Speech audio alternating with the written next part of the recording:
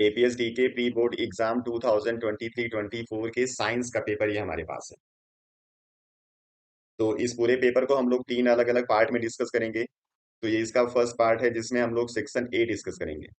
तो section A में generally आपको बोर्ड एग्जाम में 20 ऑब्जेक्टिव प्रॉब्लम्स मिलते हैं, लेकिन इस पेपर में जो 20 प्रॉब्लम्स है वो ऑब्जेक्टिव नहीं है, इनका आपको शॉर्ट आंसर लिखना है। तो चलिए इस 20 प्रॉब्लम्स के सोल्यूशन क्या होंगे और ये प्रॉब्लम्स क्या हैं उनको देख लेते हैं जल्दी जल्दी। तो यहाँ पे क्वेश्चन नंबर 1 है, identify the numerical value of A and B. एक रिएक्शन यहाँ पे दिया गया है, सबसे पहले इस रिएक्शन को बैलेंस करके लिखना पड़ेगा।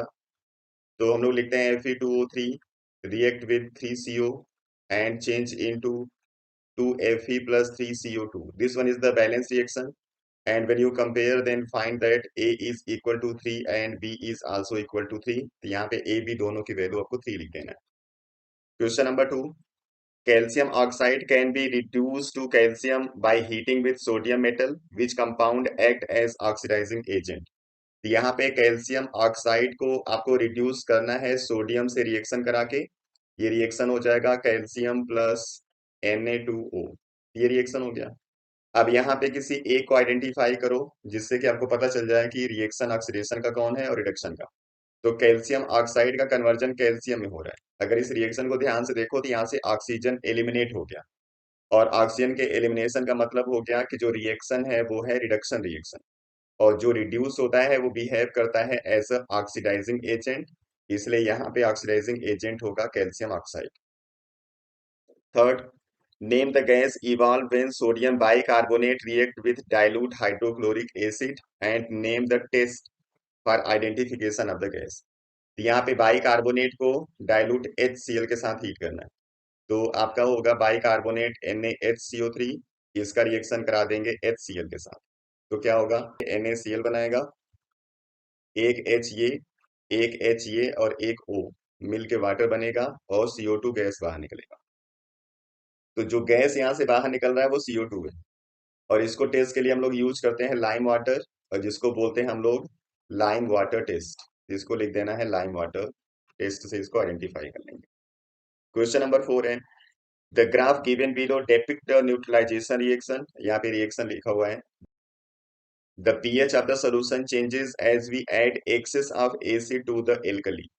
तो कह रहा है कि which letter denote the area of the graph where both acid and salt are present. तो यहाँ पे लिखा हुआ है excess acid is added। जब एसिड बहुत ज्यादा अमाउंट में ऐड किया जाएगा तो जो सॉल्ट बनेगा उसके साथ एसिड भी रहेगा, मतलब होल जो कंटेंट होगा वो एसिडिक नेचर शो करेगा। और एसिडिक नेचर के लिए जो पीएच होगा वो 7 से कम होना चाहिए, इसलिए जो डी वाला रीजन होगा वो सॉल्ट और एसिड दोनों के प्रेजेंस को रिप्रेजेंट करेगा। Question number 5, in the electrolytic refining of a metal M, what would you take as anode cathode and the electrolyte. तो यहाँ पे एनोड के लिए और कैथोड के लिए आप रिफाइनिंग में क्या यूज करोगे, कैथोड पे आप प्योर मेटल का एक रॉड लगाते हो, और एनोड की जगह आप इम्प्योर मेटल का रॉड ले लेते हो जिसको प्योर करना है। और इलेक्ट्रोलाइट की जगह पे जो मेटल आप प्यूरिफिकेशन के लिए यूज कर रहे हो उसी का कोई भी आप सॉल्ट सोल्यूशन यूज कर सकते हो, या कोई दूसरा सोल्यूशन यूज कर लो जो इनर्ट नेचर शो करे, मतलब मेटल से रिएक्शन ना शो करे।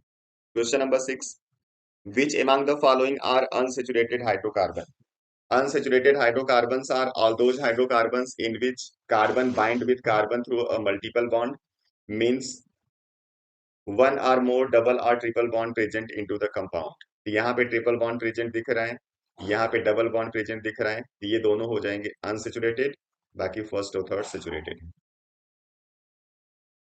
क्वेश्चन नंबर 7 है, identify the functional group present in this. यहाँ पे जो आपको ये ग्रुप दिख रहा है जिसके साथ आप एल्काइल ग्रुप अटैच कराते हैं वो कार्बन डबल बॉन्ड O होता है, इसको हम लोग बोलते हैं कीटोनिक ग्रुप। यहाँ पे कीटोनिक ग्रुप प्रेजेंट है। Question number 8, in a food chain if the energy of the fourth trophic level is 5 kilo joule, what will be the energy available at the producer level. अब यहाँ पे क्या होगा, सबसे पहले किसी फूड चेन को हम प्रोड्यूसर से शुरू करते हैं जो कि फर्स्ट ट्रॉफिक लेवल हो गया, उसके बाद सेकेंड ट्रॉफिक लेवल आएगा, फिर थर्ड ट्रॉफिक लेवल, फिर फोर्थ ट्रॉफिक लेवल। और 10% लॉ के हिसाब से यहाँ पे 10% एनर्जी डिक्रीज होती है। अगर फोर्थ ट्रॉपिक लेवल पे 5 किलो जूल एनर्जी होगी तो उसके पहले वाले पे 50 होगी, उसके पहले वाले पे 500 और इसके पहले वाले पे 5000। आपको यहाँ पे 5000 लिखना है किलो जूल एनर्जी। आप केवल 5000 नहीं लिख देना, किलो जूल लिखना, क्योंकि यहाँ यूनिट किलो जूल दिया है, अदरवाइज ये गलत हो जाएगा। क्वेश्चन नंबर 9 है, if a tall pea plant is crossed with a pure dwarf plant, then what percentage of F1 and F2 generation respectively will be tall? तो आपको पता है कि F1 जनरेशन में सारे प्लांट जो आते हैं वो टॉल होते हैं, मतलब ये हो गया 100%। उसके बाद जो F2 जनरेशन है उसमें जो टॉल और ड्वार्फ आते हैं उनका रेशियो होता है 3:1। तो इसका मतलब यहाँ पे 75% टॉल होंगे और 25% ड्वार्फ। तो टॉल पूछा हुआ है तो आपको लिखना है 75% F2 जनरेशन में, F1 में ये 100%। ठीक, चलिए नेक्स्ट प्रॉब्लम पे चलते हैं। Question number 10, name the chemical that can absorb gas which is evolve as a by product of respiration. तो जब रिस्पिरेशन होता है, इसका एक एक्टिविटी आपके बुक में है जिसमें जर्मिनेशन ऑफ सीड हम लोग चेक करते हैं। तो रिस्पिरेशन के टाइम पे CO2 गैस रिलीज होता है और उस CO2 गैस को एब्जॉर्ब करने के लिए हम लोग यूज करते हैं KOH सोल्यूशन। तो इसका आंसर होगा KOH। अगला, after fertilisation the zygote divides to form an embryo. Zygote divide होता है तो ये एम्ब्रियो बनाता है। The point of contact between neurons where information is passed from one neuron to the next. जहां पे दो न्यूरॉन एक दूसरे के साथ कनेक्ट होते हैं उस पोजीशन को हम लोग बोलते हैं सिनेप्स, इसलिए इसका आंसर हो जाएगा synapse. Question number 13, name the two phenomena responsible for formation of the rainbow through water droplets apart from the total internal reflection. तो beside total internal reflection, two different phenomena also work for the formation of rainbow. And these two phenomena are, first one is refraction of light and second one is dispersion of light. तो rainbow formation में कुल 3 phenomena work करते हैं, जिसमें से एक तो है टोटल इंटरनल रिफ्लेक्शन जिसको इन्होंने मेंशन किया हुआ है। बाकी आपको दो बताने हैं, उसमें एक रिफ्रैक्शन ऑफ लाइट होता है और एक डिस्पर्सन होता है। क्वेश्चन नंबर 14 है, charge of 6 coulomb is moved between 2 point P and Q having the potential this। अब दो पॉइंट के बीच में पोटेंशियल कितना होगा पहले इसको देख लो। ये 10 वोल्ट और ये 5 वोल्ट पे होगा। जो पोटेंशियल डिफरेंस है वो 5 वोल्ट आपको यूज करना है। और V इक्वल टू आपको पता है W/Q होता है। जो वर्क डन निकालोगे तो आपको V इंटू Q करना पड़ेगा। जहां पे पोटेंशियल डिफरेंस V यूज करोगे 5 और Q यूज करोगे 6 कुलाम, इसलिए आ जाएगा ये 30 जूल। तो 30 जूल ये वर्क होगा। अगला, name the factor on which the resistivity of the conductor depends. जो किसी भी मटेरियल की रेजिस्टिविटी होती है वो कभी भी शेप पे या साइज पे डिपेंड नहीं करता। ये डिपेंड करता है नेचर ऑफ मटेरियल के ऊपर और टेम्परेचर के ऊपर। तो इसमें से आप कुछ भी लिख सकते हो, नेचर ऑफ मटेरियल सबसे अच्छा आंसर होगा।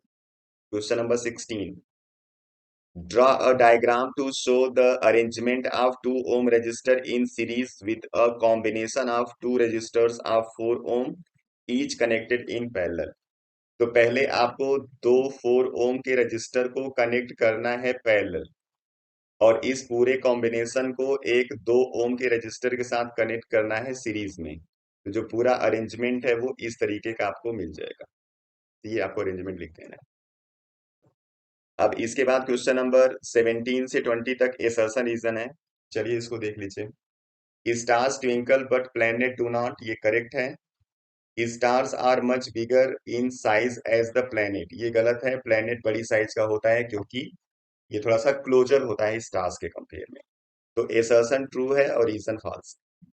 ये हो जाएगा सी वाला option.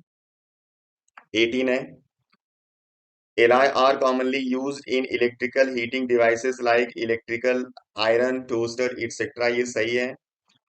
alloy do not burn oxidize at high temperature, ये भी सही है। और ये आसानी से ऑक्सीडाइज नहीं होता, इसीलिए इसको हम लोग इलेक्ट्रिकल हीटिंग डिवाइसेस में यूज करते हैं। मतलब ये इसका एक्सप्लेनेशन भी होगा, इसलिए ऑप्शन ए हो जाएगा इसका सही।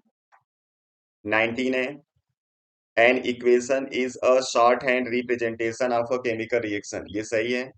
A chemical reaction is a process in which a chemical substance is transformed into another chemical substance. ये भी सही है, लेकिन एक्सप्लेनेशन इसका नहीं है, इसलिए इसका ऑप्शन हो जाएगा बी।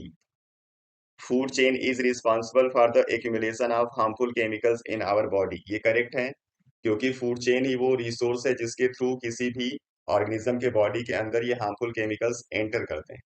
यानी फूड चेन नहीं होगा तो ये केमिकल्स ऐड नहीं होंगे किसी भी ह्यूमन बॉडी या किसी दूसरे ऑर्गेनिज्म के अंदर। The length and complexity of the food chain varies greatly in a trophic level. Trophic level के अकॉर्डिंग ये जो फूड चेन होता है उसकी लेंथ और कॉम्प्लेक्सिटी बढ़ती रहती है, और इसी लेंथ के बढ़ने की वजह से एक्युमुलेशन भी क्या होगा, बढ़ता रहेगा। तो इसमें हम लिख सकते हैं कि जो रीजन है वो भी करेक्ट है और उसको एक्सप्लेन कर रहा है, इसलिए इसका आंसर हो जाएगा ए। तो चलिए नेक्स्ट वीडियो में हम फिर मिलेंगे, तो इसका सेक्शन बी और सेक्शन सी डिस्कस करेंगे। तब तक आप लोग रिवाइज करते रहिए, अपना ख्याल रखिए। Thank you.